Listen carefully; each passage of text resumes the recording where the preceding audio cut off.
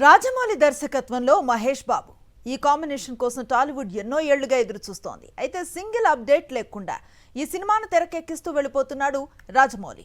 నిన్న మహేష్ బాబు పుట్టినరోజు సందర్భంగా రాజమౌళి టెరిఫిక్ అప్డేట్ను ఇచ్చాడు. నవంబర్ వరకు ఆగితే మహేష్ మూవీ రేంజ్ ఏంటో అర్థమవుతుంది అంటున్నాడు దర్శక ధీరుడు. రాజమౌళి చిత్రంలో మహేష్ ఎలా ఉంటాడు, ఇదిగోండి ఇలా ఉంటాడు అంటూ ఫోటో వదిలాడు దర్శక ధీరుడు. మహేష్ మెడలో ఉన్న త్రిశూలం, ధమరుకం, నంది, రుద్రాక్ష కలిసిన మాల విజువల్ను మాత్రమే విడుదల చేశాడు. ఈ సినిమా పూర్తి డీటెయిల్స్ అంటే మహేష్ లుక్, స్టోరీ, మిగతా అన్ని విషయాలను నవంబర్లో చెబుతా అంటూ పోస్ట్ రాసుకొచ్చాడు. మహేష్తో తన చిత్రం, తన గత చిత్రాల దారిలో ప్రెస్ మీట్స్ కేవలం కొన్ని పోస్టర్స్తో ఎక్స్ప్లెయిన్ చేయలేము అని, ఇది చాలా పెద్ద సినిమా అని, అందుకే అన్ని విషయాలను నవంబర్లో వివరిస్తాము అని చెప్పుకొచ్చాడు రాజమౌళి. అంతేకాదు, మహేష్ కూడా సినిమాలో తన ఫస్ట్ లుక్ పోస్టర్ కోసం ఆసక్తిగా ఎదురు చూస్తున్నట్లు తెలిపాడు. గ్లోబ్ ట్రోటర్ మూవీగా రాజమౌళి ఈ సినిమాను ప్రమోట్ చేస్తున్నాడు.